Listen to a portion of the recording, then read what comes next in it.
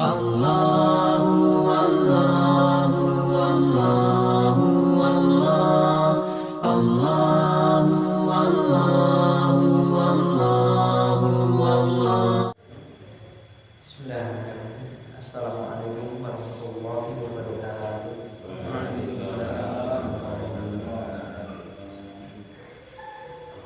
Alhamdulillah. Nasta'inuhu wa nastaghfiruh. Wa na'udzu billahi min syururi anfusina wa sayyiati a'malina. May yahdihillahu fala mudilla lahu wa may yudlil fala hadiya lahu. Wa asyhadu an la ilaha illallah wahdahu la syarika lah wa asyhadu anna Muhammadan abduhu wa rasuluh. Allahumma shalli ala Muhammad wa ala ali Muhammad. Fa ya ibadallah, ya'lamu anna Allah qala a'udzu billahi minasy syaithanir rajim. Ya ayyuhalladzina amanu taqullaha haqqa tuqatih wa la tamutunna illa wa antum muslimun. Ikhwan fillah rahimakumullah, Bapak-bapak sekalian, marilah kita lihat kembali di Kitabul Maram di bab as-sodaq atau bab yang membahas tentang mas kawin, mahar, pemberian kepada seseorang yang akan dinikahinya. Ini namanya as-sodaq.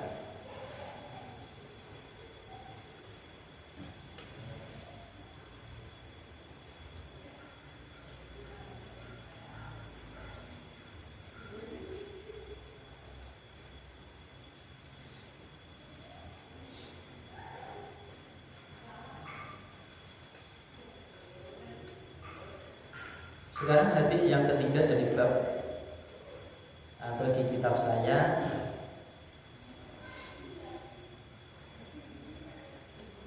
delapan ribu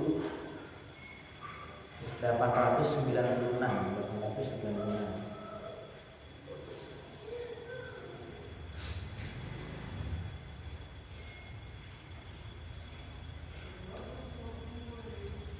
Wa an Ibnu Abbasin radhiyallahu anhu, dan dari Ibnu Abbas radhiyallahu anhu qala, berkata Ibnu Abbas,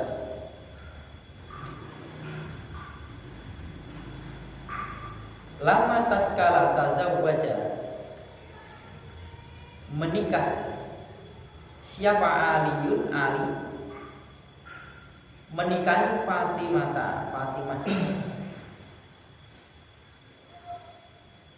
Qala lahu Rasulullah sallallahu alaihi wasallam, Rasulullah sallallahu alaihi wasallam berkata kepadanya, kepada Ali, aktiha syai'an, aktiha, berikanlah, ha kepada Fatimah, syai'an, sesuatu.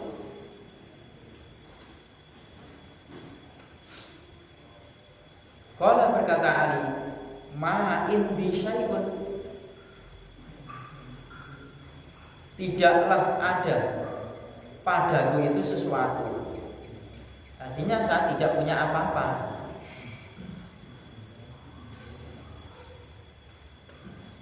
Qala, bersabda Nabi, fa'aina diruka,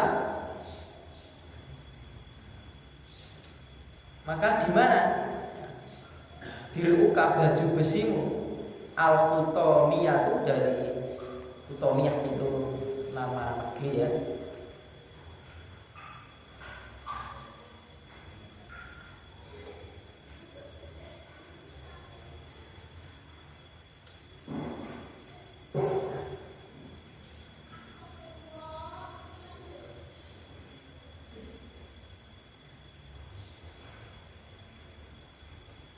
Dinisbatkan kepada Ubaimah bin Harith.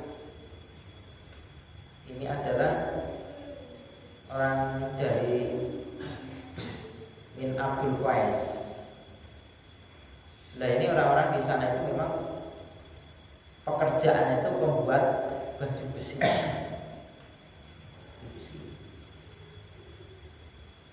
Rawahu Abu Dawud, meriwayatkan Abu Dawud wa Nasa'i dan Nasa'i wa Shahahu Hakimun, dan Hakim menanggap hadis ini hadis yang sahih.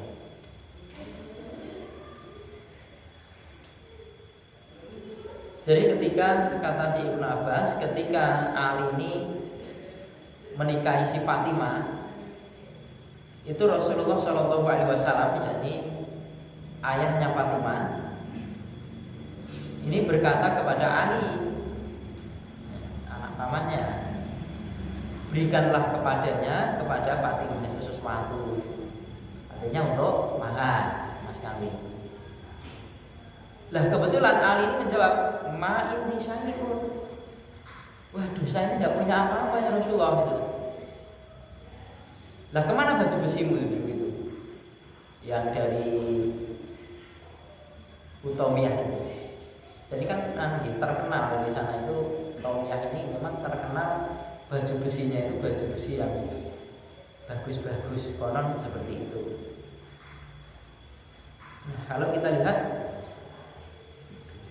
Ali ini kan menikah di 2 tahun setelah hijrah di bulan Ramadan. Ramadan menikah. Artinya pemberian kepada calon istri itu adalah satu kewajiban. Meskipun apa yang diberikan itu tidak dipakai oleh calon istrinya, ini baju besi. Jadi pemberian ini tidak harus monoton seperti yang kita saksikan di masyarakat umum ini. Seperangkat alat sholat gitu. Ya, misalkan seperangkat alat kerja ya boleh. Lah wong tani seperangkat alat kerja apa boleh? Larit lansa ukuran ini. Boleh kerja apa saja. Boleh. Artinya tidak harus sesuatu yang dipakai oleh si perempuan yang akan dinikahi, tidak. Mukena misalnya gitu, kan harus dipakai. Dan pemberian itu bukan hanya dipakai kok. Hanya untuk syarat daripada sahnya untuk pernikahan, salah satunya itu dengan membayar mahar. Dan itu dibayarkan ketika dia menikahi. Bukan ketika setelah menikah kemudian baru ada acara mungkin itu terus bawa duit-duit lah, itu untuk mertua nih. Bukan untuk itu ya. Nah, kemudian kalau melihat ini kan barang sesuatu yang kadang-kadang remeh sebagai pemberian kepada orang yang mau dinikah itu menunjukkan bahwasanya itu apa satu yang harus diberikan meskipun dianggap remeh ini. Jadi kita kan namun syarat saja, syarat saja. Kecuali kalau si perempuan yang akan dinikah itu memang punya permintaan dan si laki-laki yang akan menikahinya itu juga punya kemampuan sesuai dengan apa yang diminta. Ya apa-apa, halal saja, boleh saja, jual mahal itu tidak apa-apa. Jadi suka. Tapi kenyataannya seperti itu, ya seperti itu. Setelah menikah kan, masya Allah ya, didoakan pernikahan. Maka ketika kita menikah itu ya kalau bisa ya aulin baru bisatin itu untuk panduan urus bagi seorang laki-laki ya urus itu. Jadi perintah itu bukan perintah untuk mertua, bukan. Itu diperintahkan kepada pengantin laki-laki, aulin baru bisatin. Walimah nono senadyan dengan 1 ekor kambing. Kok balau ya ini? 1 ekor kambing kok balau? Kalau di sana rumah kambing itu kayak tidak ada harganya. Kalau kita kan menyembelih kambing terus ya.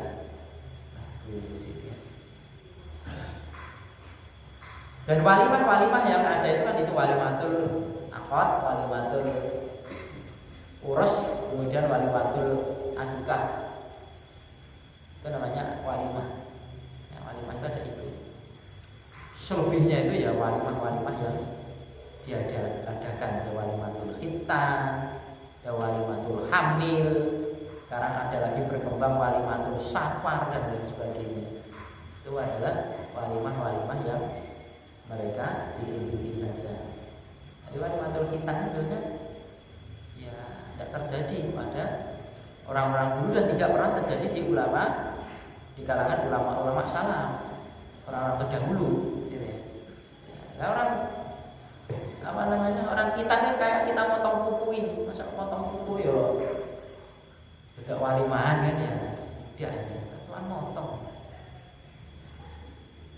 Kecuali kalau memang pernikahan itu memang ada contoh. Karena nikah tidak boleh diam-diam, biar tidak jadi fitnah. Ini kok goncengan bae lah, cek bojone lho. Nah, ternyata kan kanan kirinya tidak tahu. Maka harus disiarkan. Ya. Disiarkan ini supaya banyak orang yang mendoakan akan kebaikan. Maka dihafalkan doa pengantin sekedar ya. Nah, sementara yang kalangan kita disiarkan bukan dalam rangka itu lah itu ya. Bukan dalam rangka itu, bukan nanti nyebar-nyebar gitu ya. Apalagi sekarang orang punya gawe itu ganti Masya Allah. Karena sering saya sampaikan, karena banyak orang yang walimah itu biasanya kita senang banyak undangan ya. Undangan orang walimah kan pasti makan ya. Jangan dimakan, ini ternyata susah. Tidak sekedar makan. Nah, kan begitu ya. Sertakan juga orang-orang yang miskin dan orang-orang yang memang butuh kita undang. Kita mengundang itu bukan mengambil satu manfaat buat mereka. Kapan hal itu bisa termulai kalau bukan kita ini yang memulai? Kapan hukum jahiliyah ini akan hilang kalau kita tidak akan menghilangkan? Kan kayak regenerasi terus ini terus dilanjutkan seperti itu. Kan berbeda dengan ilmu yang kita ketahui ya. Nah, setelah pernikahannya kan kemudian si Ali dengan Fatimah ini kan banyak punya anak ini. Anak yang terkenal itu ya Hasan Hussein, ya Muhsin, kemudian Zainab, Ruqayyah, Ummu Kalsum, itu anak-anak.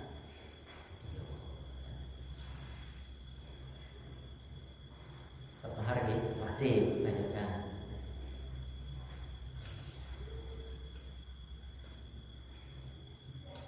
Hadis yang berikutnya wa an Amr bin Shu'aib an abihi an jaddi, dan dari Amr bin Shu'aib dari bapaknya dari kakeknya. Qala berkata, qala Rasulullah sallallahu alaihi wasallam, ayyuma imra'atin, mana-mana seorang perempuan nakahat ya, dinikahi ala sodakin, atas sodak, atas mahar, au hibain, atau hibah,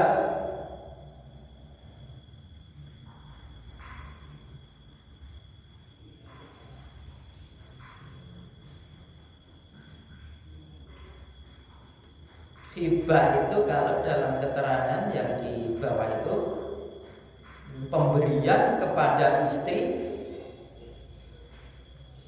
atau dari orang lain untuk tambahan mahar. Tambahan mahar namanya hibah. Au idatin atau janji. Qabla sebelum ismati pelaksanaan nikah itu dilakukan sebelum pernikahan. Fahualaha, maka itu untuk laha, untuk si perempuan tadi, untuk imro'ah tadi. Wa makana ba'da isbatil nikah, dan apa-apa yang ada dilakukan setelah pelaksanaan nikah fahuwa liman a'tiyahu, maka dia itu untuk orang yang u'tiyahu, yang diberinya hakku dan berhak ma'akrima, apa-apa yang dimuliakan. Jadi apa orang-orang yang dimuliakan.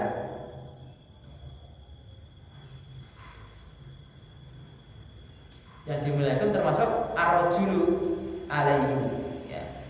Seseorang atasnya itu ibu menantu, anak perempuannya, au ukhtuhu atau saudara perempuannya. Rawahu Ahmadu, beriwayatkan hadis ini Ahmad wal arba'atu dan imam yang 4 ila Tirmidzi kecuali Imam Tirmidzi.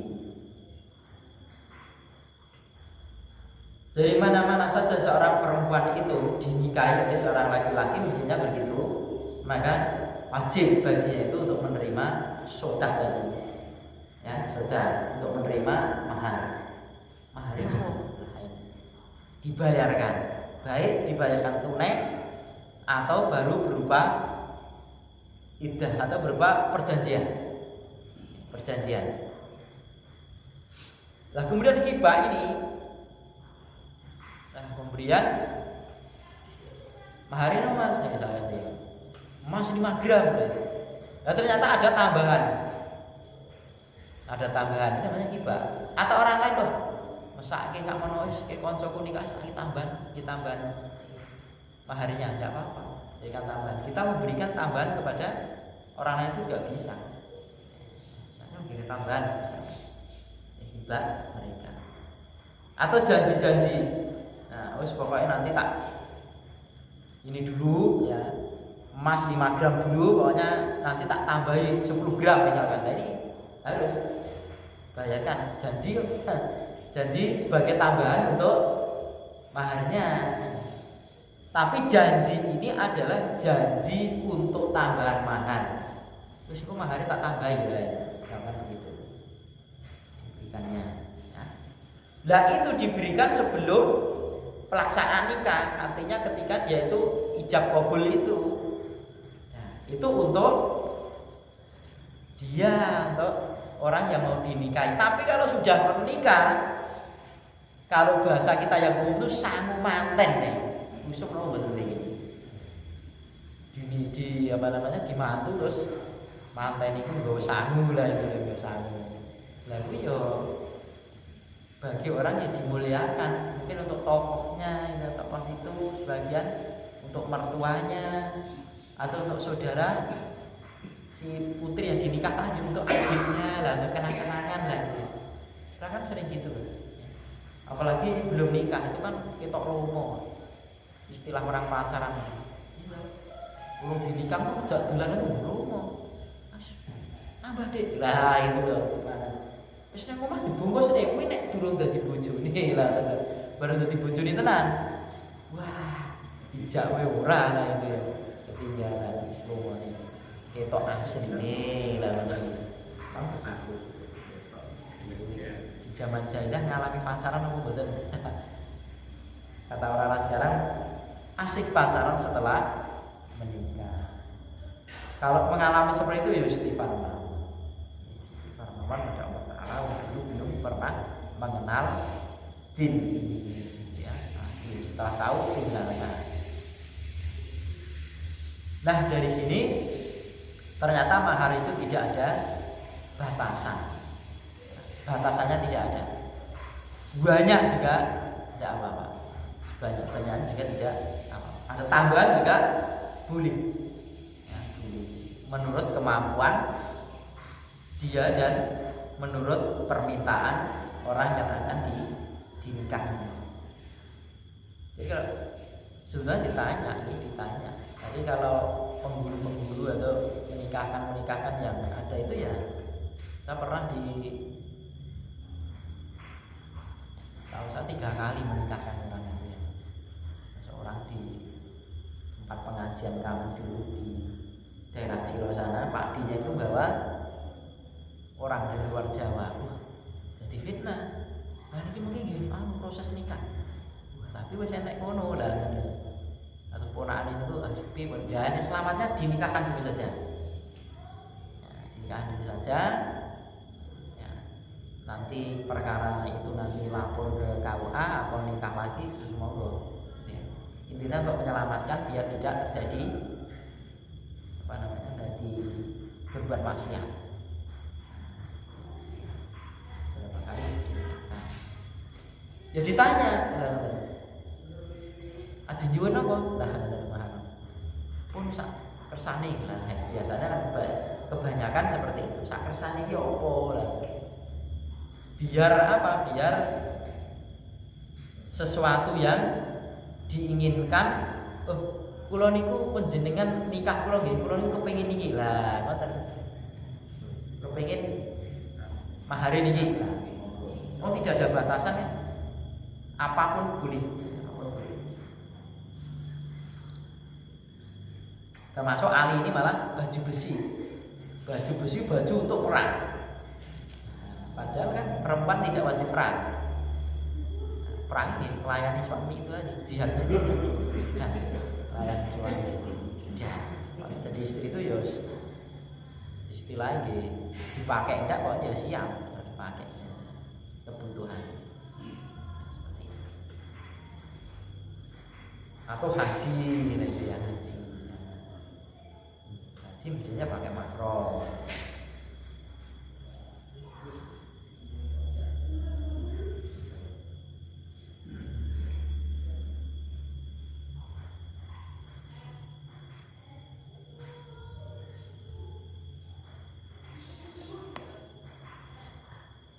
(898)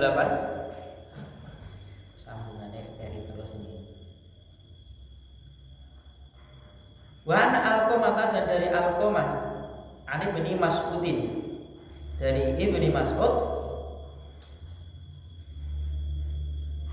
annahu bahwa dia suila ditanya an rajulin dari seseorang yang tazawwaja menikahi imro'atan seorang perempuan walam yafrid lah dan si rojul yang menikahi perempuan tadi belum menentukan laha untuknya itu sodakon mahar walam yadkhul dan belumlah dukhul biha dengan perempuan tadi belum masuk kepada si perempuan tadi hatta sehingga mati. Faqala Ibnu Mas'udin berkata Ibnu Mas'ud lah baginya bagi si perempuan tadi mislu semisal sodaki mahar nisaiha ya seperti perempuan-perempuan lain.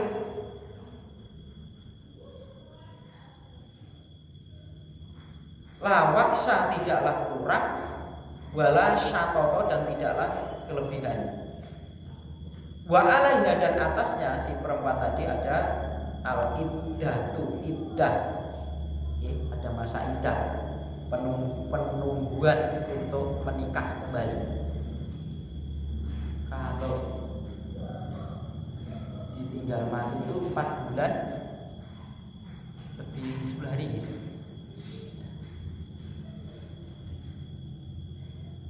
Walah dan baginya si perempuan tadi al-mizatu al-mirathu ada warisan-warisan peninggalan-peninggalan.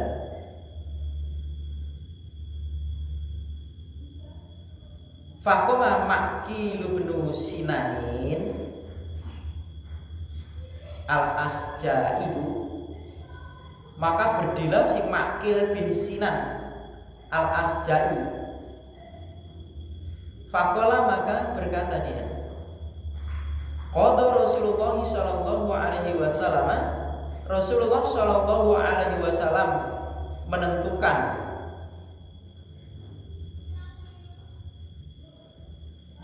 fi pada Birwa'a binti Washikin Birwa anak perempuan wasik. Dia itu imro'atin, seorang perempuan, mina, dari kalangan kami.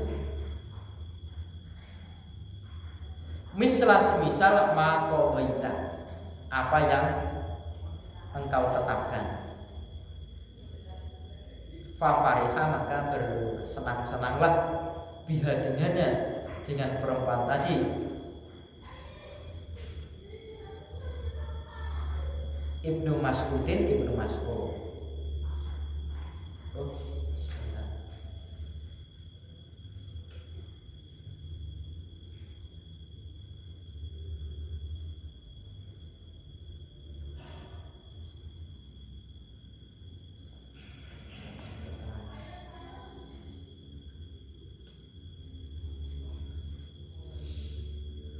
Rawu Ahmadu, meriwayatkan Ahmad, wal arba'atu wa sahahahu at-Tirmidzi wa jama'atu.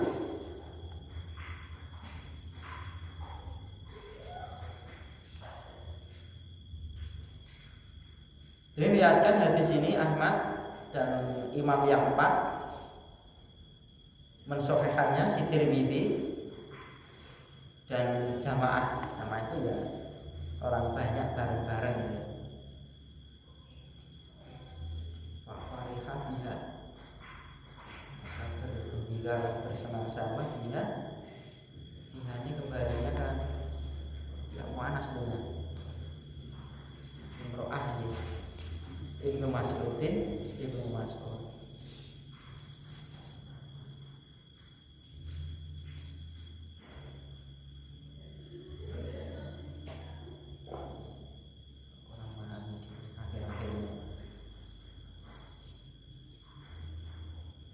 Nah, ini ceritanya ini si Ibnu Mas'ud ini kan pernah ditanya pada seorang laki-laki yang menikahi, tentang seorang laki-laki yang menikahi seorang perempuan. Nah, dalam menikah itu belum menentukan mahar. Belum menentukan mahar. Artinya mahar itu boleh hutang, boleh hutang. Kalau punya nanti dibayarkan hutang. Si ngumpul istrinya itu dia nanggung hutang. Kalau di sini disebutkan walam yadkhul biha hatta mata. Si laki-laki tadi belum dukhul, belum campur kepada si perempuan tadi. Di kalangan orang Arab itu, di kalangan orang Arab itu, begitu menikah belum tentu langsung dicampuri. Seperti Rasulullah sendiri. Ali nikah Ramadan, kemudian dia bina dengan Fatimah ini di bulan Dzulhijjah. Nanti kan selang berapa bulan? Kalau orang sekarang belum nikah ya dukhul malah, Masya Allah, ini balikan zaman kan, balikan zaman itu. Panas dianggap dingin, yang dingin dianggap panas, atau yang baik dianggap jelek, yang jelek dianggap baik. Patokan dia orang banyak melakukan, ini kan repot. Atau namanya kejelekan dianggap bikin resah masyarakat apa enggak? Enggak, harus terus berarti kan enggak lah. Oh, masyarakatnya ya kaya ngono ya ora bikin resah no lah.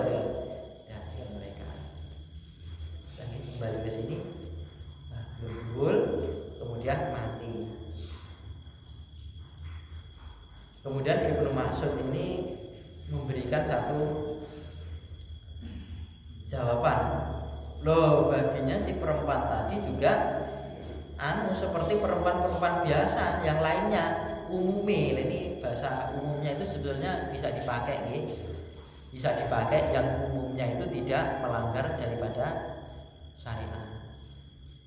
Rasulullah dulu ketika dikabarkan tentang harga-harga naik di pasaran itu juga dia menentukan di mana tempat kalian. potongan harga ini. Tidak serta-merta harga ini sekian. Termasuk ini. Jadi memang ada kebiasaan yang kadang-kadang itu sebetulnya sunnah. Tapi sunnah itu orang-orang yang orang-orang awam tidak ngerti sunnah, termasuk tilik yang sakit itu kan di desa kan nggak ada kebiasaan yang ada. Terus yang diharap itu sunnah sebetulnya. Yang diharapkan apa? Yang diharapkan memberikan doa. Jika orang sakit itu doa, paling orang sakit itu doa. Terus perkara dia membawa sesuatu ataupun tidak bawa sesuatu itu urusan lain. Nabi juga pernah membawa, juga pernah tidak membawa ketika menjenguk orang sakit, melihat kebutuhannya. Justru orang-orang yang memusuhi itu biasanya Rasul malah bawakan. Jadi nek musuh malah dikai hadiah. Kalau saat ini ditabok malah bunti nabok. Nek zaman Nabi tidak seperti itu. Karena kan balik-balik. Kalau Rasul kan sibuk mengislamkan orang-orang kafir, sekarang berbeda. Malah justru sibuk mengkafirkan orang lain lah, ya kan. Repot. Rasul memang seperti itu. Jalan, kemudian ada perempuan tua. Setiap Nabi itu jalan lewat situ mesti didoni lagi. Lewat lagi didoni. Nabi tidak marah. Lewat lagi begitu, lewat lagi satu saat sampai ketika Nabi lewat itu kok orangnya itu kok tidak meludahi saya. Terus ditanyakan, kemana nenek itu yang biasanya kalau saya kesini mau dia sedang sakit. Apa yang dilakukan oleh Rasul? Bergegaslah Rasul itu menengok si nenek yang biasa meludahi tadi. Kaget, kan tahu orang-orang yang sekitarnya atau orang-orang yang dianggap teman dia saja belum menjenguk. Ini orang yang saya benci menjenguk pertama kali. Itu akhlak dia. Atau lain lagi ada pengemis buta. Ya kan ceritanya si Abu Bakar As-Siddiq itu ketika Rasul sudah wafat itu tanya kepada Aisyah anaknya, Aisyah, adakah sesuatu yang kebiasaan Nabi Muhammad lakukan belum saya lakukan? Kok kayaknya apa sih dilakukan Nabi wis aku yang lakoni, Nabi yang lakoni. Kira-kira ada ndak Nabi Muhammad itu melakukan sesuatu saya belum melakukan itu? Kata Aisyah, oh ada ya ayahku, apa? Rasulullah itu setiap saat itu pergi ke sana. Itu ada seorang pengemis buta. Beliau membawa makanan kemudian disuapi. Padahal ketika Nabi menyuapi itu, wah masya Allah, sampai mau ngapain tenan, bentino jatah pangan aku, wis tak kandhani mau ngapain koyo ngene iki. Aja sampai ketularan melu. Aturane wong sing jenenge Muhammad ya kayak pemecah belah. Nah, wong iki tukang sihir lah. Tukang pemecah belah, bahkan dia dikatakan sihir. Dia bukan sihir, itu sejelek-jelek perbuatannya tukang sihir karena memberikan sesuatu barang yang sebetulnya itu tidak ada. Ngapusi itu. Kalau hewan gimana? Tapi Nabi diam saja terus tunggu. Dan suatu saat Nabi seidonnya udah tidak ada. Oh itu ya. Oh udah ke sana lah. Bakar ke sana. Lah si pengemis buta ini merosot. Sopo ini ini sudah tidak ada yang menyuapi saya. Ini datang lagi. Tapi kok rasanya lain. Agak kasar lah ini. Tidak sehalus atau selembut kemarin nih. Enggak, ini memang orang lain. Ini saya Abu Bakar. Ini bukan yang biasanya. Dan yang biasanya itu sudah meninggal, baru kaget. Wah, mau ngapain kok orang mati. Sopo to kuwi lah bahasa kita ngoten. Itulah Muhammad Nabi Muhammad sallallahu alaihi wasallam kaget. Wah, selama ini yang menyuapi saya, yang saya lantaran dia dapat rezeki itu ternyata orang yang ketika menyuapi saya caci maki. Ini masalah sampai seperti ini. Itu cerita lain di dalam sana. Nah, kita kembali ke hadis ini. Jadi sampai ke sana. Ibnu Mas'ud itu memberikan satu pengertian ya harus dikasih no. Walaupun bagaimana ya harus dikasih, sudah akan nikah. Perkara dia belum duhul kemudian menikah kan sudah menjadi suami istri, harus dikasihkan. Walaupun bentuknya baru janji. Seperti juga perempuan-perempuan biasa, dia menikah harus mendapatkan mahar, harus mendapatkan mas kawin. Ini dinikah kok. Kan belum duhul, meskipun belum duhul kan tapi sudah akan nikah. Belum duhul ternyata sudah menikah. Ya, tidak kurang, tidak lebih, ya sesuai dengan perjanjian dia, mestinya kan begitu. Kan ada saksi-saksinya, kan tahu berapa dia akan memberi. Terus kemudian perempuan tadi juga pakai iddah karena sudah pernah nikah meskipun belum duhul, tapi kan sudah itu tadi sudah menjadi suami istri, ya. Dan kamu beridahlah. Bagi si perempuan, kalau laki-laki tidak ada iddah, jangan disamakan. Kayak orang-orang tidak paham. Biar ada kesetaraan antara laki-laki dan perempuan. Laki-laki harus pakai iddah. Ini namanya ngomong si konten itu disebut kaki gugu. Meskipun punya kedudukan yang seperti apapun, karena apa yang disampaikan itu adalah menyelisih daripada Allah Ta'ala, dan Allah Ta'ala ini kan lebih dari dia.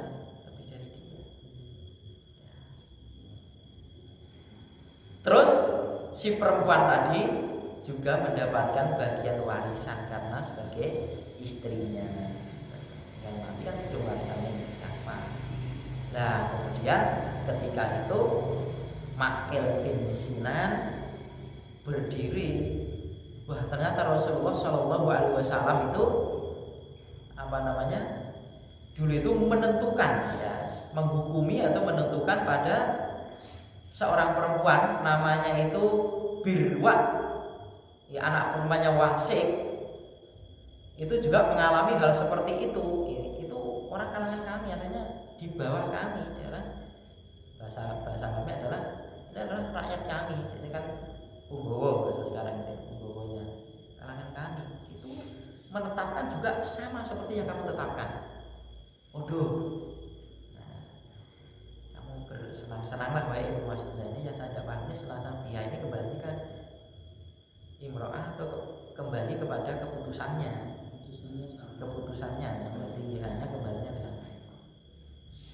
Seneng kok ini, seneng. Kan kalau nyocoki dengan Rasul kan seneng ya.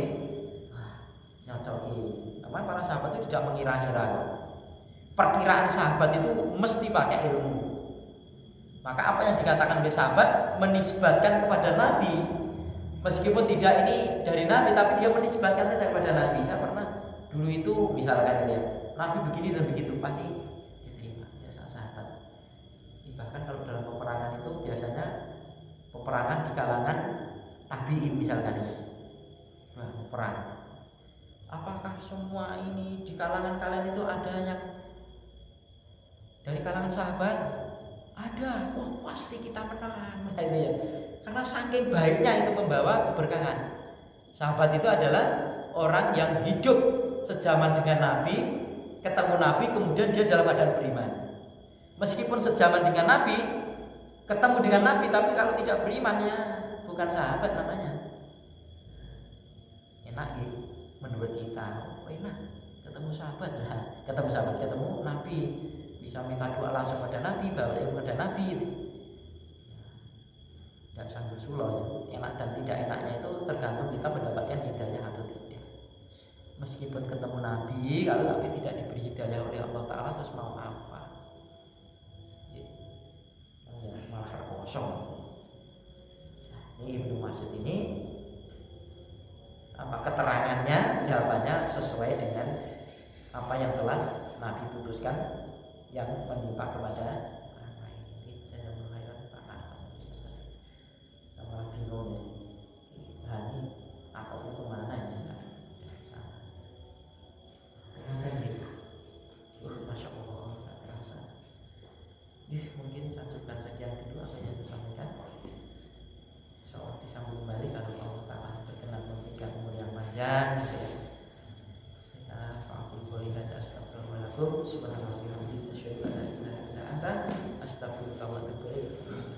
Assalamualaikum warahmatullahi wabarakatuh.